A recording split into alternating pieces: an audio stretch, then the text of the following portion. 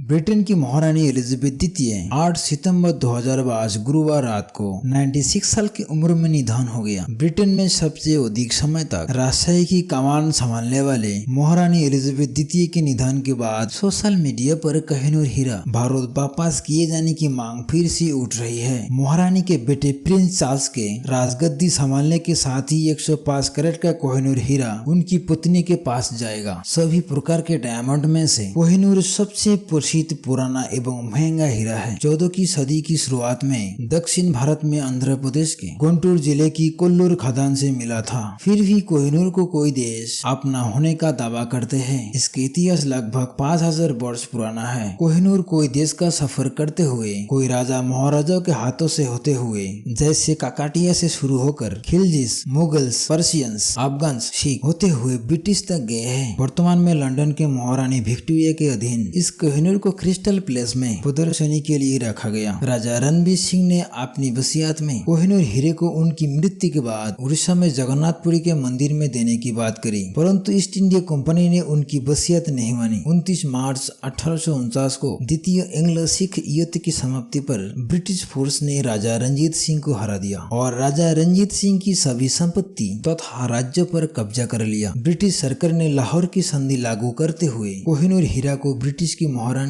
Victoria को सौंपने की बात करी। बाबर ने ही हीरे का मूल्य बताते हुए कहा कि ये सबसे बेशकीमती एवं महंगा रत्न है, जिसकी कीमत पूरी दुनिया की एक दिन की आय मूल्य के लगभग है। जुलाई 1850 में इस बेशकीमती जगमगाते हुए हीरे को इंग्लैंड की महारानी विक्टोरिया के अधीन सौंप दिया गया। महारानी विक्टोरिया की मृत्यु के बाद कोहिनूर को महारानी के ताज में जोड़ दिया गया। ये ताज ब्रिटेन की महारानियों द्वारा पहना जाता है। इसे महारानी विक्टोरिया के बाद महारानी एलेक्जेंड्रा, इसके बाद महारानी एलिजाबेथ द्वारा पहना गया। कोहिनूर हीरे पर कोई देश अपना हक बताते हैं। भारत कहता है कि कोहिनूर भारत की संपदा है, जिसे ब्रिटिशों ने गलत तरीका से लूट लिया। वही ब्रिटिश सरकार कहती है कि रणजीत सिंह ने लाहौर शांति संधि के दौरान ब्रिटिशों को तोहफे में दिया। 1947 में भारत की आजादी के बाद से ही भारत ने कोहिनूर को वापस लाने की कवायद शुरू कर दी। इसके बाद 1953 में महारानी एलिजाबेथ द्वितीय के राजतिलक दौरान भी भारत द्वारा कोहिनूर की मांग की गई, परंतु हर बार ब्रिटिश सरकार कोहिनूर पर ब्रिटिश हक बताकर भारत की सभी दलील खारिज करती जाती है। इसके बाद सन 2000 में भी कई बार भारतीय सदन ने कोहिनूर पर भारतीय दावा करते हुए